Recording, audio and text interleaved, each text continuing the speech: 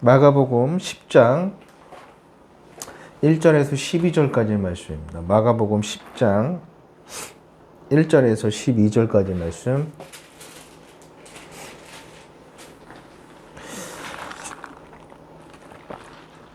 제가 한 절, 여러분이 한 절, 우리가 서로 말씀을 교독으로 읽도록 하겠습니다.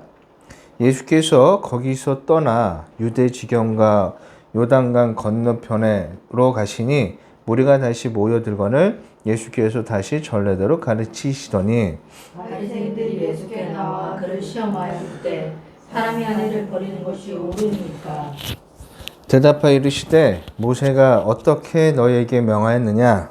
이르되 모세는 이혼 증서를 써주어 버리기를 허락하였나이다. 예수께서 그들에게 이르시되 너희 마음이 완악함으로 말미암아 이 명령을 기록하였거니와 창조 때로부터 사람을 남자와 여자로 지어주었으니 이러므로 사람이 그 부모를 떠나서 그들이 한 몸이 될지니라. 이러한즉 이제 둘이 아니요 한 몸이니 그러므로 하나님이 짝지어 주신 것을 사람이 나누지 못할지니라 하시더라. 집에서 제자들이 다시 이 일을 물으니 이르시되 누구든지 그 아내를 버리고 다른 데에 장가드는 자는 본처에 간음을 행하며 또 아내가 남편을 버리고 다른 데로 시집가면 간음을 행함이니라. 아멘. 자, 예전에 제가 더 스토닝이라는 제목의 영화를 본 적이 있습니다. 이 영화는 1986년도에 이란의 한 작은 마을, 그러니까 우리로 따지면 시골 같은 마을에서 일어났던 사건을, 실제 사건을 바탕으로 만들어진 영화입니다. 스토닝이라는 단어는요, 우리나라 말로 하면 투석형이에요. 투석형. 투석형은 뭐냐면 돌을 던져서 처형하는 방식이 바로 투석형입니다. 투석형은 성경에도 기록된 처형 방식인데 특히 구약 율법에 따르면 우상 숭배를 했거나 간음을 범했을 경우에는 이 투석형에 처해지다라고 말씀에 기록되어 있습니다. 투석형과 간음에 관련된 유명한 사건이 있죠. 요한복음 8장에서 간음한 여인을 이제 예수님께 데려온 대중들을 향한 예수님의 말씀이 굉장히 유명합니다. 요한복음 8장 4절부터 7절까지 기록되어 있는데 제가 읽어드릴게요. 예수께 말하되 선생이여 이 여자가 간음하다가 현장에 잡혔나이다. 모세는 율법에 이러한 여자를 돌로 치라 명하였거니와 선생은 어떻게 말하겠나이까? 그들이 이렇게 말하면 고발할 조건을 얻고자 하여 예수를 시험함이어라. 예수께서 몸을 굽히사 손가락으로 땅을 쓰시니 그들이 묻기를 맞지 아니하는지라. 이에 일어나 이르시되 너희 중에 죄 없는 자가 먼저 돌로 치라 하시고. 아멘. 이 투석형과 간음에 관한 가장 유명한 한 사건이 아닐까 생각해 봅니다. 제가 영화의 이야기로 말씀을 시작한 것은 그 영화의 내용 때문입니다. 영화의 내용은 어떤 내용이냐면 이미 결혼한 유부남인데 어느 날 잘 살다가 어느 날 아주 10대 젊은 여자애를 만나게 돼요. 그 영화의 상에서는 13세에서 16세로 표현되어 있는데 이 여성과 결혼을 하기 위해서 아내를 간음이라는 누명을 씌워서 마을에 재판을 열기 위해서 투석형을 받게 됩니다. 그래서 이 여성이 누명을 받아서 투석형으로 이제 처벌을 받게 되는 그런 내용의 영화예요. 나쁜 놈이죠. 그리고 나쁜 일입니다. 그런데 여러분 이런 일은요 고대 사회에서는 아주 자주 있었던 일입니다. 남편이 다른 여성과의 결혼을 위해서 현재의 아내를 내쫓거나 아니면 아내를 모함하는 일은 안타깝게도 고대 사회에서는 매우 흔한 일이었다는 것입니다. 그런데 우리가 한번 생각해 볼 것은 좀 이상한 것은 그냥 내 마누라가 마음에 안 들면 아내가 내쫓으면 되잖아요. 그런데 왜 모함을 해서 간음이라는 죄를 뒤집어 씌워서 그 사람이 처벌을 받게 할까? 그럴 만한 이유가 있습니다. 자, 남편이 아내를 내쫓기 위해서는요, 아내에게 일정량의 지참금을 주어야만 했습니다. 돈을 주어야 되는 거죠. 그런데 아내는 내쫓고 싶어요. 그리고 내가 다른 여성과는 결혼하고 싶은데 아내에게 돈을 주고 싶지는 않아요. 그럴 때 주로 사용했던 방법이 모함이었어요. 아내에게 간음이라는 모함을 뒤집어 씌워서 투석형을 받게 하는 것이죠. 영화의 스토닝의 영화의 내용이 이런 겁니다. 그래서 과거에는 여성들이 이런 식으로 많은 희생을 당했습니다. 간음이라는 누명으로 억울하게 죽어야만 했어요. 오늘 본문에 등장하는 그 모세의 이혼 증서는요, 이러한 억울한 희생과 이런 억울한 죽음을 막는 최후의 보루와 같은 거였어요. 이런 거예요. 야, 네가 다른 여성과 결혼하고 싶어? 그럼 네 아내에게 이혼 증서를 써줘. 그리고 재혼해. 라는 것이 이혼 증서예요. 그리고 이혼 증서는요, 약속된 지참금을 아내에게 줄 때, 이혼당하는 아내한테 줄 때 효력이 발생이 됩니다. 이 지참금이라는 건 오늘날 재산 분할이라고 볼 수 있고, 위자료라고 볼 수가 있거든요. 그 돈을 주라는 거예요. 왜 이걸 주라고 하냐면, 이혼당한 아내가 다시 사회에서 재기할 수 있도록 최소한의 금전적인 지원을 해 주어야 한다는 그런 의미를 가지고 있습니다. 그러니까 이런 것도 싫어서, 이 지참금을 주기 싫어서 모함하는 것이죠. 자, 그런데 우리가 생각해 볼 것은 왜 하나님께서 이혼 증서를 주라 말씀하셨을까? 이혼 증서를 주라고 하셨던 것은 하나님께서 하신 말씀인데, 그러면 하나님께서 이혼을 찬성하신 것일까? 그렇지는 않습니다. 하나님은 이혼을 바라시지 않으셨습니다. 자, 본문 오늘 우리가 읽었던 6절에서 9절까지 말씀을 다시 한번 읽어보도록 하겠습니다. 6절부터 9절까지예요. 함께 읽어보도록 하겠습니다. 시작. 그때부터 사람은 남자와 여자로 지으셨으니 이러므로 사람이 그 부모를 떠나서 그 둘이 한 몸이 될지니라. 이러한즉 이제 둘이 아니요 한 몸이니 그러므로 하나님이 짝지어주신 것을 사람이 나누지 못할지니라 하시더라. 아멘. 나눌 수 없대요. 하나님께서는 이혼을 원하지 않으셨습니다. 그런데 왜 이혼 증서를 써주라 하셨을까? 이혼 증서를 말씀하신 이유는 도대체 뭔가? 5절에서 예수님께서 이렇게 말씀하십니다. 예수께서 그들에게 이르시되 너희 마음이 완악함으로 말미암아 이 명령을 기록하였거니와. 이혼 증서를 하나님께서 말씀하신 건 너희 인간들의 완악함 때문이다 라고 말씀하십니다.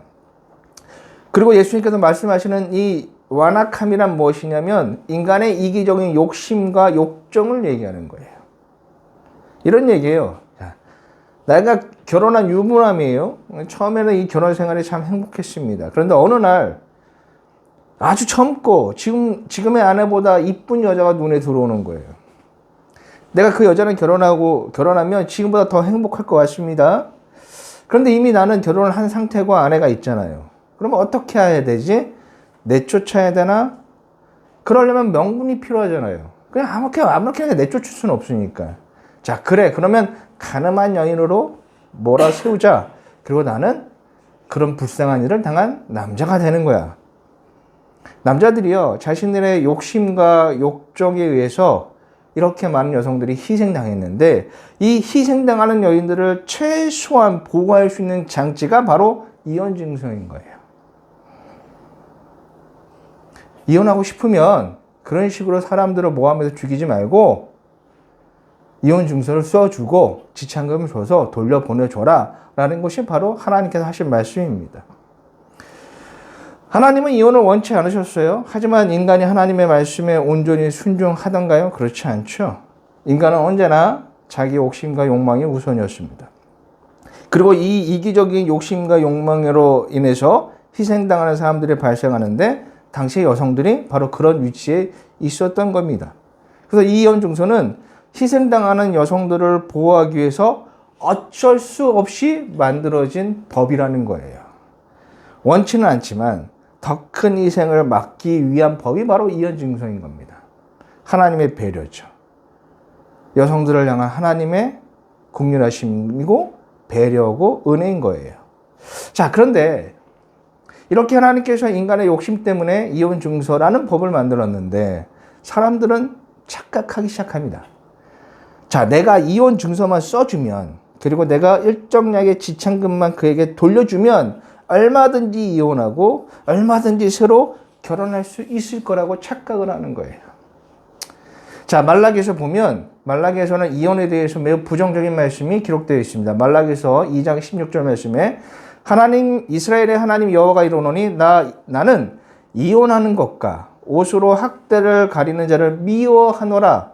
만군의 여호와의 말이니라. 그러므로 너희 심령을 삼가지켜 거짓을 행하지 말지니라. 아멘. 하나님 말씀하시기를 이혼하는 것을 싫어하신대요. 이혼이 죄라는 거죠. 하지만 사람들은 뭐라고 생각하냐면 그래, 이혼은 죄야. 그런데 내가 이혼 증서를 써줬으니 나는 죄를 지지 않은 것으로 착각한다는 것입니다. 그러면서 이제 이들은요, 이혼할 명분, 내가 이혼 증서를 써줄 명분을 너무나 쉽게 찾아냈습니다. 자, 신명기 24장 1절 말씀에 이렇게 기록되어 있어요. 이혼에 대해서 기록되기를 사람이 아내를 맞이하여 데려온 후에 그에게 수치되는 일이 있음을 발견하고 그를 기뻐하지 아니하면 이혼 증서를 써서 그의 손에 주고 그를 자기의 집에서 내보낼 것이요. 자, 이혼 증서에 대한 모세율법에 기록된 말씀인 겁니다. 여기서 주목할 단어는 수치되는 일, 그러니까 내 아내에게 수치되는 일이 발견되면 이혼 증서를 써서 돈을 줘서 돌려보내라는 거죠. 그런데 이 수치되는 일이 도대체 뭘까? 정확하게 성경에서는 이거에 대해서 하나 둘씩 기록되어 있지 않아요. 그러다 보니까 율법 학자들이요, 이 수치되는 일에 대해서 아주 넓게 해석을 했습니다. 실제 유대에 기록된 말씀들, 이야기, 글들을 보면 이 수치되는 일은 어떤 일이었냐면 여성이 음식을 태울 때, 여성의 목소리가 클 때, 그리고 내 아내보다 더 이쁜 여자를 발견했을 때. 참, 이건 너무 이상한 말이죠. 아내보다 더 이쁜 여자를 발견했을 때 이것이 어떻게 수치되는 일일까요? 1세기에 활동했던 아카비 랍비 선생의 가르침이에요. 이 사람은 1세기에 굉장히 유명한 랍비 선생이었습니다. 랍비였어요. 그러니까 이 아카비 랍비가 이 24장 1절에 대해서 어떻게 해석을 했냐면 남편이 아내보다 더 예쁜 여자를 발견했다면 그것만으로 아내는 남편 눈에 수치스러운 존재가 되는 것이므로 이혼할 수 있다. 말도 안 되는 얘기죠. 이 가르침이 유대교의 정통은 아니지만 아카비는 당시에 존경받는 율법학자였어요. 랍비였습니다. 그리고 여러분, 실제 기록된 이혼 사례들을 보면 뭐 때문에 이혼했냐면 아내가 공공장소에서 머리를 풀었다는 이유로 이혼을 당했고, 음식에 소금을 많이 넣었다는 이유로 이혼을 당했고, 모르는 남자와 말을 섞었다는 이유로 이혼당한 사례들이 실제로 기록되어 있습니다. 그러니까 이게 뭐예요? 살다가 내 마음이 변하고 아내가 마음이 안 들고 싫어지면 남자들은 언제든지 이유를 내세워 언제든지 이혼 증서를 통해서 합법적으로 이혼하고 새로 결혼할 수 있었다라는 거예요. 이혼 증서만 있으면 나의 욕심과 욕정이 죄가 되지 않는 거예요. 이혼 증서만 있으면 나의 죄가 괜찮게 되는 것입니다. 그런데 이것이 그들의 착각인 거예요. 예수님께서 뭐라고 말씀하셨습니까? 이혼 증서는 너희 마음이 완악함 때문이다 라고 말씀하고 계세요. 이 말씀이 뭡니까? 법적으로 보면 이것이 합법적인 증서처럼 보일 수 있지만 이 증서 자체를 말씀하신 것은 이미 죄 때문에 생긴 것이기 때문이라고 분명히 말씀하고 있습니다. 너의 죄로 인해서 더 큰 희생들이, 더 큰 고통들이 발생할까봐 만들어진 것이라고 예수님께서 말씀하시는 거예요. 더 큰 죄를 저지르지 않도록 여성들을 보호하기 위해서 하나님께서 이혼 증서를 만든 것이지 그것이 이혼을 찬성하는 것은 아니다 라고 예수님께서 말씀하시는 거예요. 자, 그런데 하나님께서 여성들을 보호하기 위해서 만드신 그 이혼 증서를 가지고 하나님께서 여성들을 보호하기 위해 만드신 그 배려를 사람들은 자신의 욕망과 욕심과 욕정을 만족시키는 도구로 사용하고 있다는 거예요. 그러니까 하나님께 말씀하시니까 언제든지 뭐 이혼 증서 써서 그냥 내보내면 되지. 하나님께서 여성을 보호하게 만드신 이혼 증서를 그들은 자신의 욕심과 욕망을 채우는 수단으로 변질시켜버린 거예요. 은혜를 주었더니 그 은혜를 자신의 욕망을 채우는 수단과 방법으로 변질시키는 것이 바로 인간의 모습인 거예요. 저와 여러분이 오늘 깊이 고민해야 될 것이 바로 이것입니다. 하나님께서 우리에게 주신 축복, 하나님께서 우리에게 주신 배려, 하나님께서 우리에게 주신 은혜와 사랑을 우리가 어떻게 받아들이고 어떻게 여기고 어떻게 생각하고 있는가. 제가 한 가지 예를 들어볼게요. 우리 한국교회에서 가장 민감한 것 중에 하나가 바로 헌금에 관한, 돈에 관한 메시지입니다. 그 중에서 가장 논란이 되는 게 11조이죠. 여러분이 생각하는 11조는 어떤 것입니까? 여러분 11조가 뭐예요? 내 수입의 10분의 1을 헌금으로 드리는 게 11조죠. 그럼 11조의 의미는 도대체 뭡니까? 보통 우리가 11조의 의미를 물어보면 이렇게 생각합니다. 내가 가진 것이 내 것이 아니라 하나님의 것이며 나의 모든 것의 주인은 하나님이시며 나는 그분의 청지기로서 하나님의 것을 잠시 맡고 있을 뿐이다. 그래서 나는 내게 주신 것을 하나님의 뜻에 맞게 사용하겠다라는 믿음의 행위로 사람들은 얘기를 합니다. 그리고 우리 그렇게 배워왔어요. 그래서 11조가 그거 맞는 것 같아요. 근데 이렇게만 배워오지는 않았잖아요. 그렇죠? 또 어떻게 배웠어요? 11조를 드리지 않으면 하나님의 것을 도둑질하는 것으로 그만큼 피해를 입게 될 것이다 라는 협박도 받았죠. 그리고 반대로 11조를 드리면 어떻게 돼요? 하나님께서 더 많은 것을 채워주실 거라는 희망의 메시지도 들었습니다. 우리는 그래서 열심히 11조를 드렸죠. 이에 반대하고 거부하는 분도 소수 계시지만 여전히 한국교회에서는 11조를 매우 중요한 신앙의 수단으로 생각합니다. 그래서 매주 교회 주보에 11조, 감사헌금, 건축헌금, 1,000번째 헌금을 낸 분들의 이름이 똑똑히 낱낱이 다 기록되어 있죠. 주보로 다 발표를 해요. 매주 사람들에게 알려주고 있습니다. 여러분 11조는 하나님께서 명령하신 말씀인 것은 분명합니다. 자, 레위기서 27장 30절 말씀에 그리고 그 땅의 10분의 1 곧 그 땅의 곡식이나 나무의 열매는 그 10분의 1은 하나님 여호와의 것이니 여호와의 성물이라. 자, 11조를 명문화시킨 거예요. 그 전에 이미 아브라함이 11조를 드렸지만 율법화 시킨 건 여기서 최초예요. 이외에도 11조에 관한 말씀들은 성경 여러 곳에 다 기록되어 있습니다. 11조 중요하죠. 근데 중요한 것은 왜 하나님께서 11조를 드리라고 하셨을까? 이것이 중요한 거예요. 우선 11조는 아까 얘기한 것처럼 믿음의 표현은 맞습니다. 나의 모든 것은 하나님께로부터 왔음을 인정하는 믿음의 표현입니다. 그건 맞아요. 틀린 것이 아니에요. 그런데 여러분, 왜 하나님께서 11조를 드리라고 했을까? 그러면 이 이유를 우리가 알기 위해서는 이 11조가 어떻게 사용되는지를 살펴보면 되는 거예요. 여러분, 우리가 11조를 하나님께 드린다고 해서 그걸 하나님이 갖지는 않으세요? 그렇죠? 그럼 이 받은 11조를 어떻게 교회 공동체는 운영하고 있을까?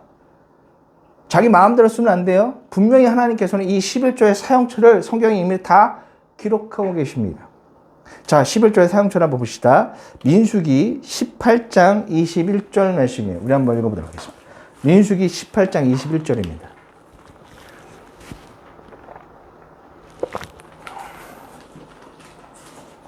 민수기 18장 21절이요. 민수기 18장 21절 찾으셨으면 한번 읽어보도록 하겠습니다. 시작. 내가 이스라엘 11조를 레위 자손에게 기업으로 다 주어서 그들이 하는 일 곧 해막에서 하는 일을 감나니. 아멘. 자, 11조의 사용처는요, 첫 번째 레위 자손들에게 주는 거예요. 그리고 신명기 14장 28절과 29절에는 이렇게 기록되어 있습니다.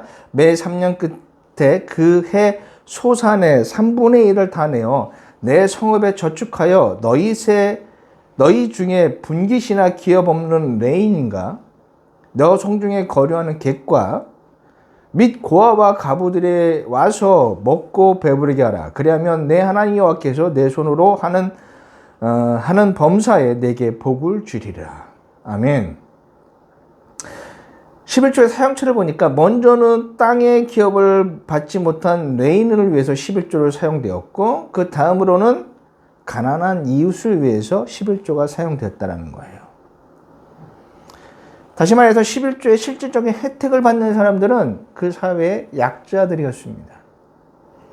레위지파도 약자였어요. 레위지파는 땅의 기업을 얻지 못했습니다. 12지파가 다 땅을 골고루 받을 때 레위지파만 받지 못했어요. 그들은 각 지파 속에 속해 있어서 그곳에서 하나님의 말씀을 가리키고 또 성전에 관련된 일들을 할 수밖에 하는 일을 맡았습니다. 이들은 경제적으로 보면 굉장히 약자예요. 왜냐하면 이들의 경제적 활동은 딱 하나밖에 없습니다. 백성들이 가져오는 재물의 일정의 몫을 받아서 생활하는 그런 사람들이었어요. 그러다 보니까 백성들이 가져오는 재물의 몫이 작으면 그만큼 얻을 것이 없어요. 백성들이 제사를 지내지 않거나 재물을 제대로 가져오지 않으면 레위지파 사람들은 어떻게 돼요? 굶어 죽을 수밖에 없는 거예요. 그래서 느헤미야서를 보면 너무나 가난으로 인해서 제사를 지내는 사람들이 없다 보니까 맡은 자리를 떠나서 농사를 지으러 떠나는 레인들의 모습이 기록되어 있습니다. 느헤미야 13장 10절과 11절 말씀에 내가 또 알아본즉 레위 사람들이 받을 몫을 주지 아니하였으므로 그 직무를 행하는 레위 사람들과 노래하는 자들이 각각 자기 밭으로 도망하였기로 내가 모든 민장들을 꾸짖어 이르기를 하나님의 전이 어찌하여 버림받아 되었느냐 하고 곧 레위 사람들을 불러 모아 다시 제자리로 세웠더니. 그러니까 이 레위 사람들은요, 제사를 사람들이 지내지 않고 재물을 가져오지 않으면 그냥 굶어 죽을 수밖에 없는 경제적인 약자였어요.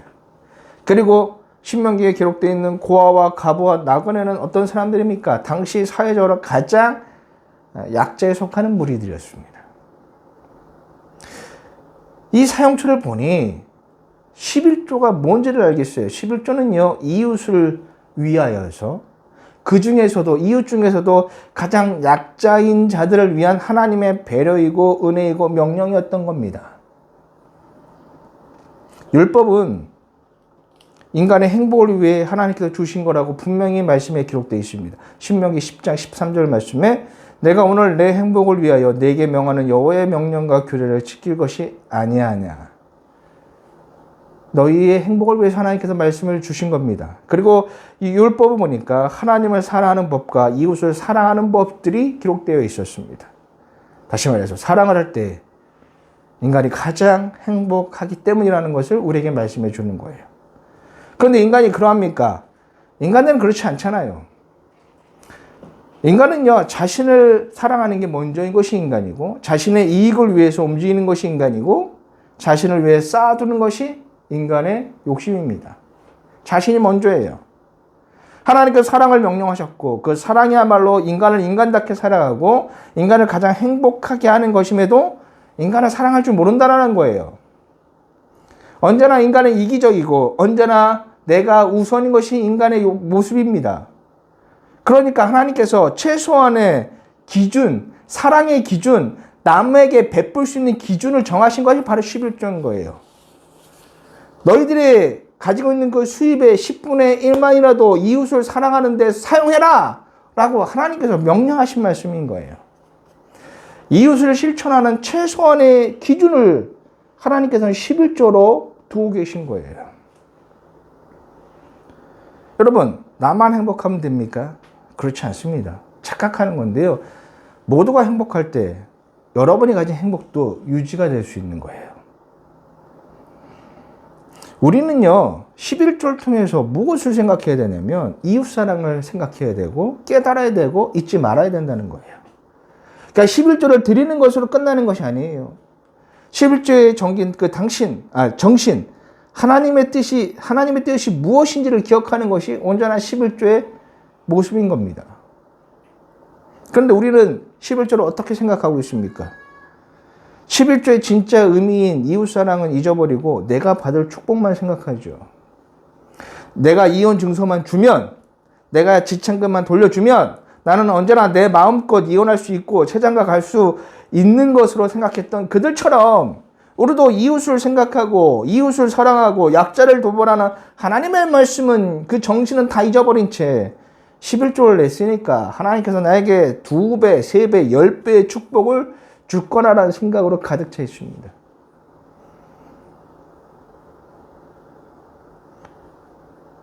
(11조가) 뭔지는 생각하지 않아요. 그냥 내가 드렸으니까 하나님께서 그 이상으로 나에게 베풀어 주시겠지. 저는 모태 신앙입니다. 태어날 때부터 교회를 다닌 사람이에요. 그래서 11조와 헌금에 대해서는 어렸을 때부터 교육을 받았고 무수히 많이 들었습니다. 수십 년 동안 제가 들은 그리고 배운 헌금은 늘 축복과 관련되어 있고 반대로 저주와도 관련되어 있었습니다. 드리면 드린 만큼 그 이상의 축복을 받을 것이고 반대로 드리지 않으면 그만큼 손해본다는 가르침을 오랜 시간 배웠고 들어왔습니다. 저도 그래서 오랜 시간 그렇게 생각해 왔어요. 근데 이 배움의 근거가 되는 말씀이 있으니 바로 말라기서 3장 9절과 10절 말씀이에요. 여러분 한번 찾아서 한번 읽어보도록 하겠습니다. 말라기 3장 9절과 10절입니다.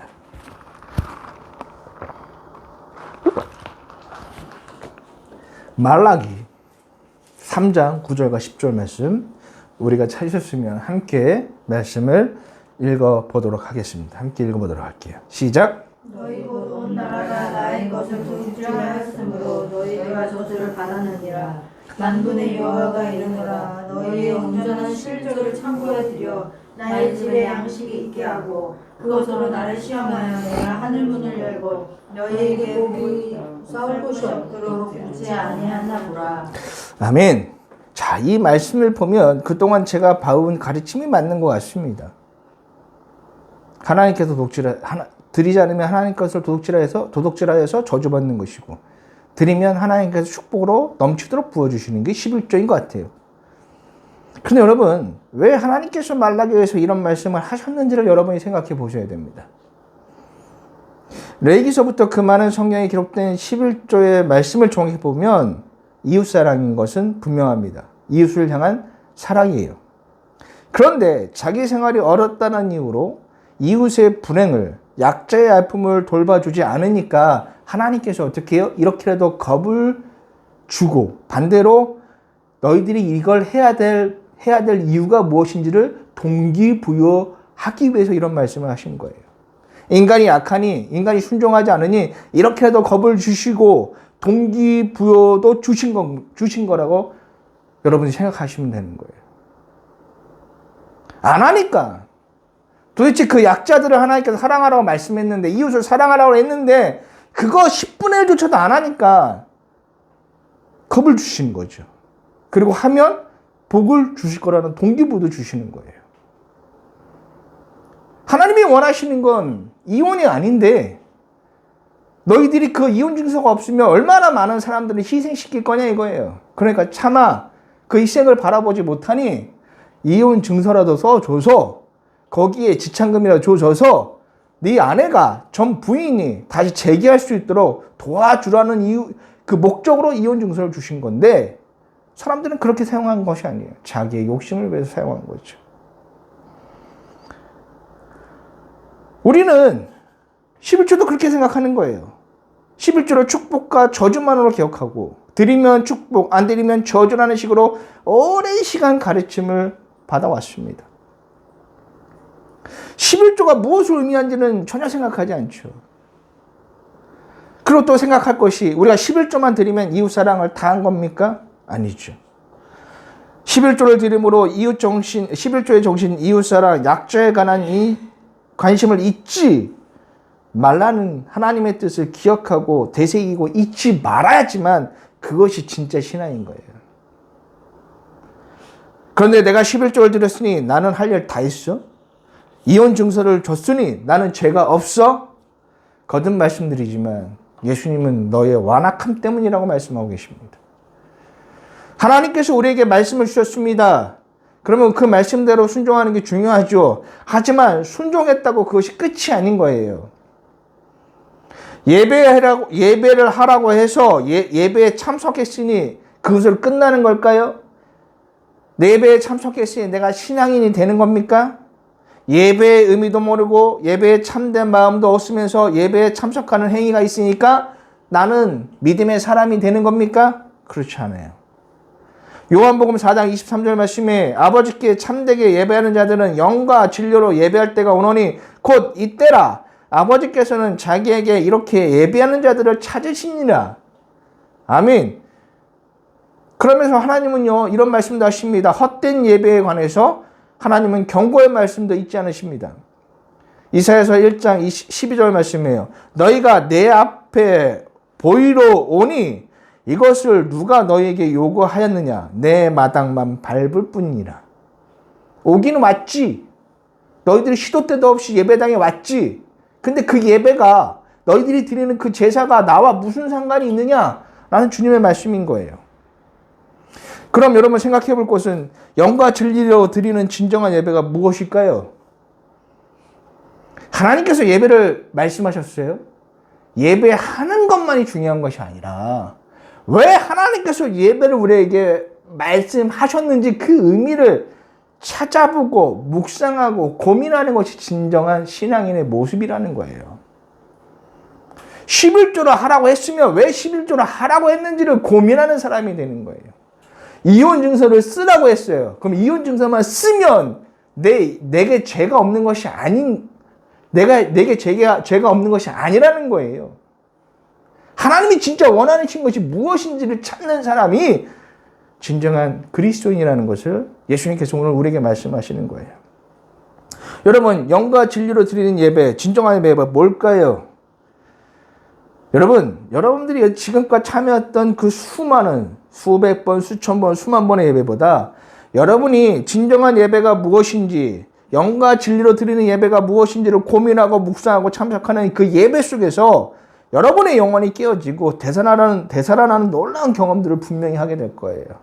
하나님이 주신 그 예배의 의미를 진심으로 고민하고 찾고 묵상하고 그리고 와서 예배 드리는 사람들에게 그 예배 속에서 하나님이 나와 함께 계심을 깨달을 수가 있다는 거예요.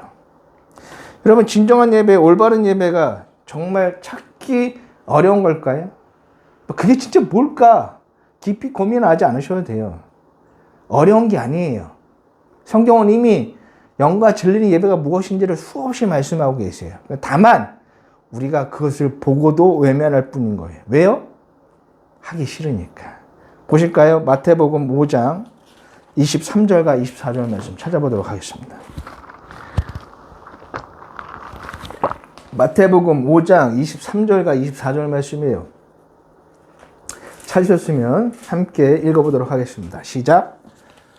마태복음 5장 23절과 24절 말씀이에요. 한번 읽어볼게요. 시작. 그러므로 예물을 제단에 드리려다가 거기서 내 형제에게 5만 원을 만난 것이 생각나거든. 예물을 제단 앞에 두고 먼저 가서 화목하고 그 후에 와서 예물을 드리라. 아멘. 예수님의 말씀이죠. 이게 영과 진리로 드리는 예배예요. 근데 여러분 어떻습니까? 우리는 외면합니다. 왜요? 어려우니까, 힘드니까 마음이 움직이지 않기 때문이에요. 그러면 영과 진리가 어떤 예배인지 모른다라고, 몰라서 못 드린다라고 핑계대고 있습니다. 말씀이 있습니다. 하나님의 말씀이 여기 기록되어 있습니다. 이 말씀을 묵상하셔야 돼요. 이 말씀을 고민하는 여러분이 되셔야 돼요. 그리고 말씀을 무엇인지가 공부하셔야 되고 배우셔야 됩니다. 시편 기자는 이런 고백을 했습니다. 시편 1절과 2절 말씀에 복이 있는 사람은 악인의 길을 따르지 아니하며 죄인의 길에 서지 아니하며 오만한 자들의 자리에 앉지 아니하고 오직 여호와의 율법을 즐거워하여 그 율법을 주야로 묵상하는 자로다. 아멘. 복이 있는 사람, 저는 이 사람을 구원받은 사람이라고 생각합니다. 구원받은 사람이 진짜 복받은 사람이죠. 근데 그 사람은 어떤 사람이에요? 주야로 말씀을 묵상하는 사람이래요. 이 말씀은 곧 뭐냐면 주님의 말씀을 생각하고 고민하고 잊지 않고 그 뜻을 찾고 행동하는 사람이 바로 주야로 묵상하는 사람입니다. 말씀이 우리에게 주어지면 그냥 문자대로 그냥 기도하라고 했으니까 뭐 기도하면 기도했네, 내가 하나님의 말씀에 순종했네, 그래 하나님 나를 칭찬해 주시겠지, 나에게 복을 주시겠지, 그런 식의 생각에 신앙생활을 하는 것이 아니라 하나님께서 말씀을 주셨어요. 그럼 왜 말씀을 주셨을까? 이 말씀이, 하나님이 이 말씀을 통해서 이루고자 하는 것이 무엇일까를 찾고 고민하고 묵상하는 것이 참된 그리스도인의 모습이라는 거예요. 말씀백으로 소망하셔야 돼요. 무엇을 어떻게 할지 모르겠다면 우선 말씀부터 읽는 것을 시작하십시오. 그리고 말씀을 알기 위해서 노력하십시오. 그래서 관련 서적도 모르시고 모르면 물어보세요.